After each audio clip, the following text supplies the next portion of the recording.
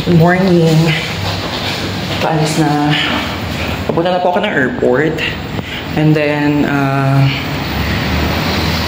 kailangan ko na punta ng airport para magpa-clearance sa immigration dahil papunta ako ngayon ng Thailand. Layover ko ng Thailand. Tapos, diretso ako ng Lao or Laos. So, dito na ako sa elevator ng hotel. Okay. So, yun lang. Balitaan ko kayo later kapag natapos na ako sa immigration. Magdaldalan tayo mamaya. Kwentuhan ko kayo ng mga kaganapan pa rin.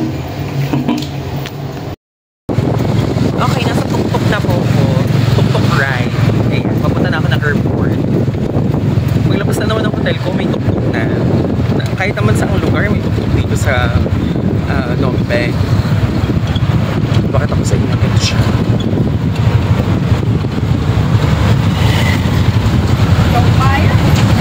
Ayan. So, ganyan yung ganap. Ito yung Sena. At least experience ko, diba?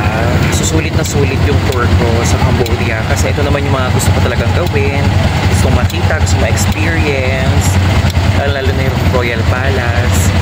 Diba? Kasi doon ako na-amaze sa mga ganong ancient structures, buildings. Kasi ang gagaling, populido. Kasi usually, diba, kapag sa Pinas, mga westernized yung mga ganap, diba?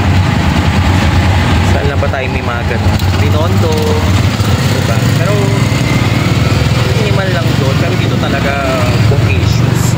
Kaya, ito yung mga gusto kong puntahan. And of course, bago sa experience, may mga bago kang discoveries.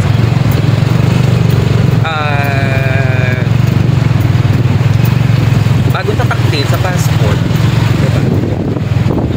Hindi mo siya nakaka-umay na lagi na lang Singapore, lagi na lang Hong Kong. Lagi ka na lang sa ganung place. So parang bago naman, bagong exploration.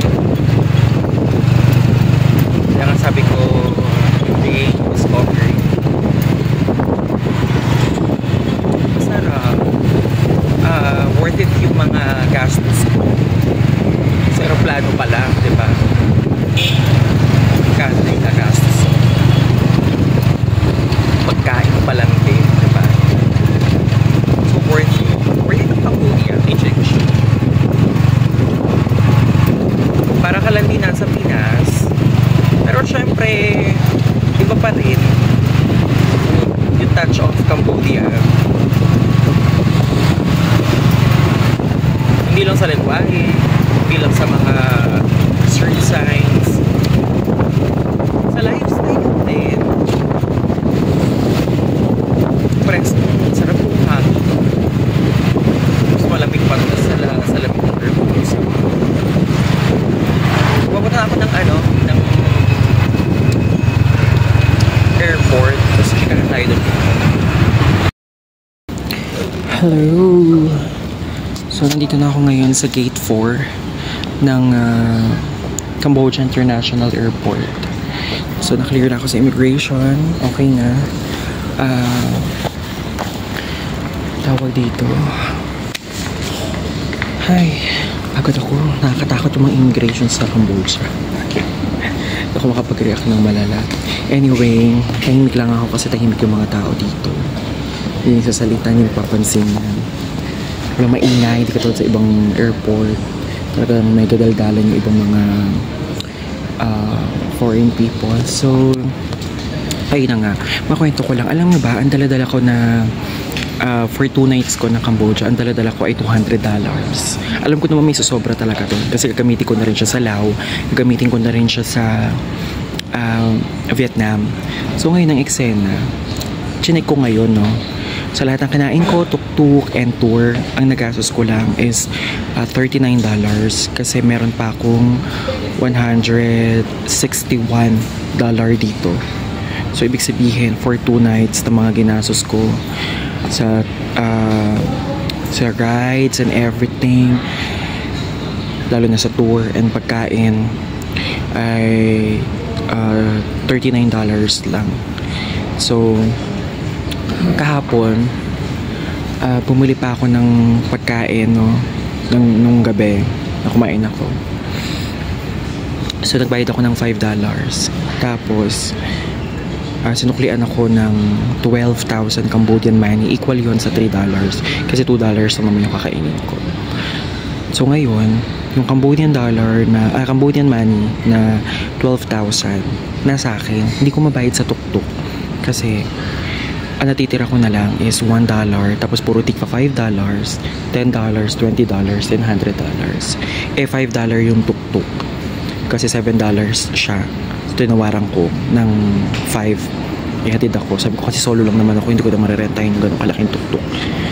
Ano na lang ako, $5 na lang. So gumawa naman siya. Siyempre babayad ko $5. Ngayon, pag ako pumasok ng airport, sa ibang mga driver, nagpapapalit ako. Wala rin silang, hindi nila mapapalitan yung 12,000 Cambodian money ko ng dollar.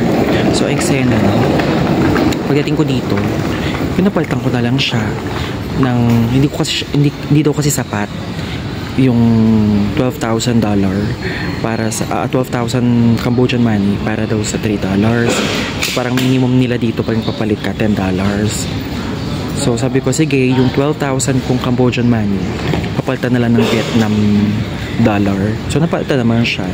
Naging 60,000 Vietnamese dollar siya, which is magagamit ko naman sa Hanoi. Same lang din naman, equal lang din. Parang ang 60,000 kasi sa Philippine money ng Vietnam, mga nasa 100, almost 130. Sa ano naman, sa Cambodia na 12,000. Sa Philippine naman money natin, parang mga almost 150. So, ganun lang din naglalaro. Para nabawasan lang ako ng 20 pesos. Anyway, kanina, kwento ko sa inyo, wait lang. So, kanina, may dumaan lang kasing nakating foreigner na iilang ako magsalita. Ayun na nga. So, kanina, dito sa Cambodia, pupunta kayo ng departure area nila. Lahat ng pagkikiluhin, kahit hand carry lang. Tapos, nasa monitor siya, nasa screen ng monitor kung saang terminal, saang gate, kung saang number ka pupunta. So, hindi siya usual. Hindi katulad sa iba, no? Na parang lahat ng mga pinuntahan kong bansa, parang pagkuha mo ng ticket, may mga kanya-kanya silang layer. So, dito, per booth sila.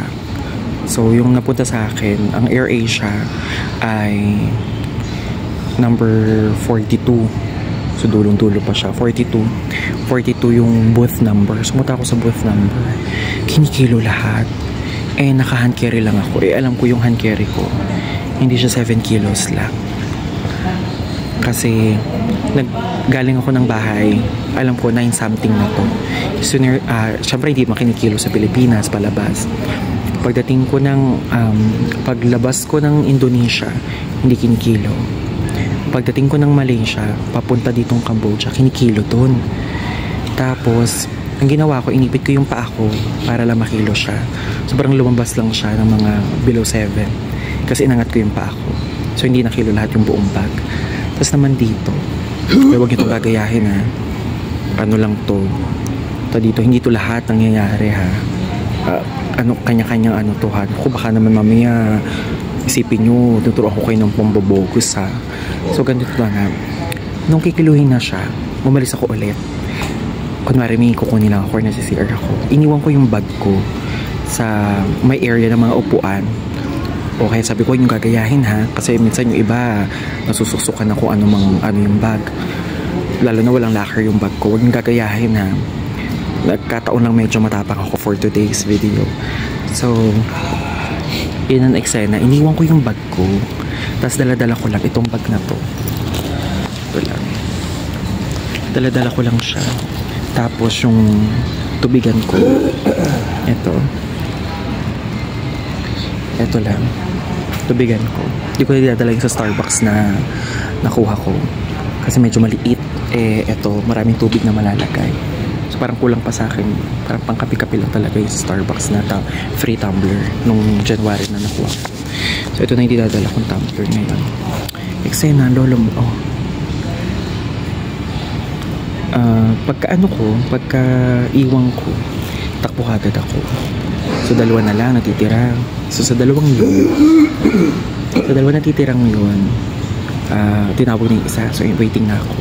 Tawag na rin yung isa. After nun ako na. So, tinanong lang ko ilang days ako sa Thailand. Sabi ko, layover lang sa Bangkok. Kasi papunta ako ng Lao. Chinek lang yung online ticket ko. Nakita naman maglalaw ako. Kaya nung ilang days ako to. Sabi ko 2 nights lang po ako sa Lao. Tapos after nun, binigyan na yung boarding pass. So, ang kinilo, itong dala-dala kong bag. Tinanong, sabi niya 2 nights po kayo doon. Bakit ito lang yung dala mo? Sabi ko, doon na rin kasi ako bibili ng buti na lang na andito sa bag ko na to, yung gamot,